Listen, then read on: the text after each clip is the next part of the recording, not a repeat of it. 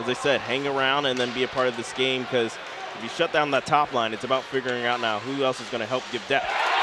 Absolutely, and as you say that, Calendike finds the first of the matchup, and Liberty takes the early 1-0 lead. Well, it makes sense, right? Like we talked about someone stepping up, not just guys with letters, but Calendike, one of your sharpshooters, easily one of the best scorers in the ACHA when he has time and space, and he had just that. You take a look back at this play, excellent opportunity for him, great primetime shot coming on the far side of the circle, just outside of the circle, and he lets it rip, beating Mackey and letting Liberty establish a tempo of this game early already in the game. We're not even 5 minutes into it.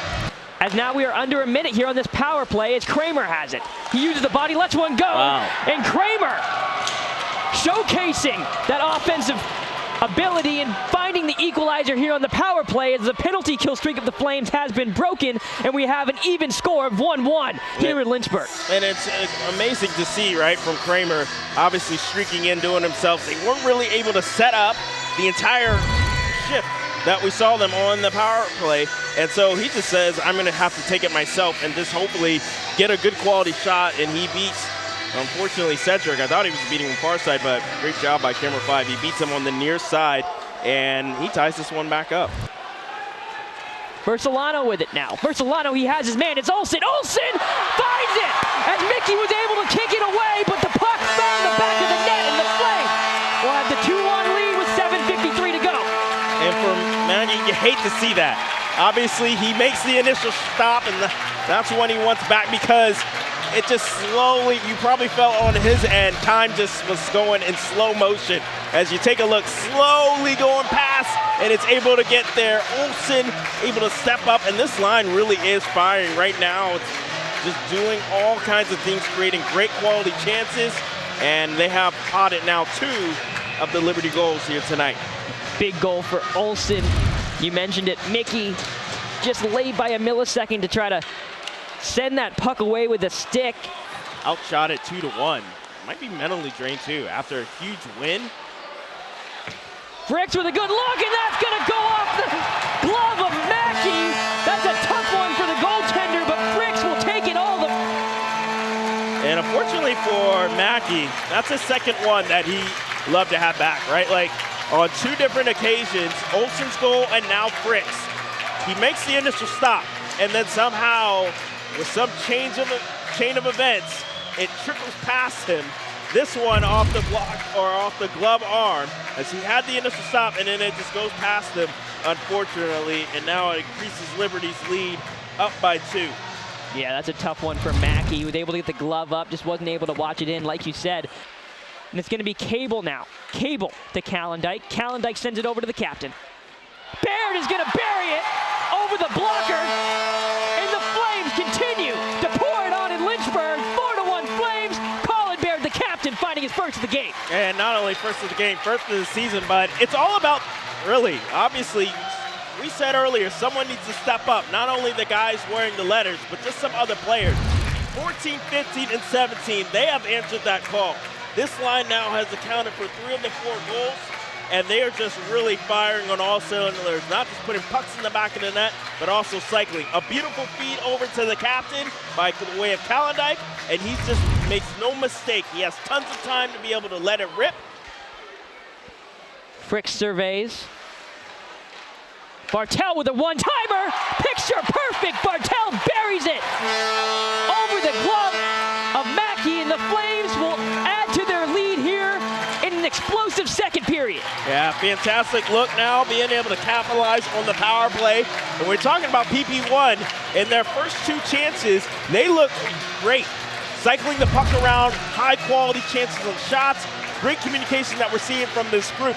Now they finally, on the 3rd attempt, able to hit pay dirt and make it count as a great play by Fultz. Over to Mr. Bartel with a one-timer finish in the high slot. Hyman with it, he gives it up. It's Fricks. Fricks makes 1 miss. Fricks makes 2 miss. Fricks looks to bury it. Fricks with a good look there, and a rebound generated. Fultz tucks it home, and the onslaught continues here in Lynchburg. The Flames find their 6th. And that goes back to what Coach Joseph said when he talked to Annie. Colonial's just puck watching. I know they're fatigued and tired with LU doing a good job cycling there, but no one is doing what they did yesterday, right? We saw multiple times when they were getting physical, it wasn't they were trying to play the puck. They played the body every time, separating LU from the puck. And we're doing it here, right? Like, Fritz just has his way, working it around the defense here. And then a puck bounces off of the glass, and Bolts, he just rips one and pucks it home 5-0 because Mackey's already out of position. When he was catching up with Corey, was talking about it, kind of does some of the work chemistry-wise. As it's going to be Kramer finding his second power play goal. As an absolute snipe in the top corner is going to give RMU their second, and Kramer his second on the power play. And third on the weekend, and talking about chemistry, it doesn't get any better than what that top unit has just been doing, right? Like, consistently just fantastic. Look, Kramer able to sneak one far side. Looked like Hodgins was the one with the pass, but credit also Palumbo. He was there trying to be able to create some type of screen, making it a little tougher of a chance and save. As Fricks once again will lay it off. It's going to be Cable now. Fakes the one-timer over to Foltz, who will have a one-timer, and this one's going to sneak through. It looked like for the moment Mackey might have covered, but the puck squeaks through and the Flames tap it in. And that's a tough one again for Mackey. Another one that squeaks through him. Unfortunately, he makes the initial save, but can't fully collapse and close it up. And Foltz now nets his second goal of this contest after some great passing. That one from Cable. And power play unit 1 just continues to amaze now. Back-to-back power play goals for this group. Yeah, you nailed it, Pat. That's the third goal in this game where it looks like Mackey got most of it, just wasn't able to get all of it. Hodgson and Ottenbright still fighting. And Hodgson will come away with it for the moment. It's going to be kept in by Morton, who's going to let it rip, and a rebound to give it up as Mackey was able to handle the shot, but not the second, as Ottenbright parked in front of the net and able to convert. The Flames score again. Good to see Ottenbright get back in the point column, right? He's just done so many good things, right? Obviously, we talk about his defensive game and the ability that he has, but we know he's got a great offensive game, and now he gets back on this one as another rebound that we said by Mackey giving up. The rebounds have been there. It's just a matter of a Flame being able to cash in and put them home, and finally it pays off for Liberty. Now they go back to the line that has been playing all game and actually been playing pretty phenomenal. Versolano up and over! What a play by Versolano, doing it all himself, and the Flames once again have tucked the puck away.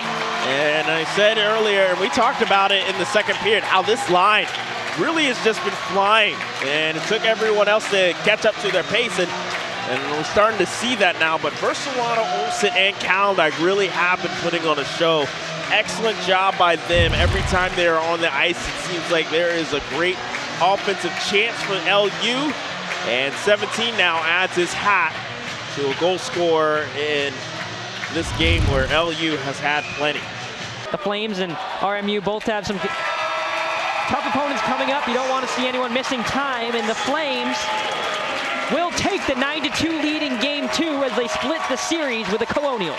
Yeah, fantastic job, as I said earlier, for Liberty responding after, you got to think for them, a disappointing loss.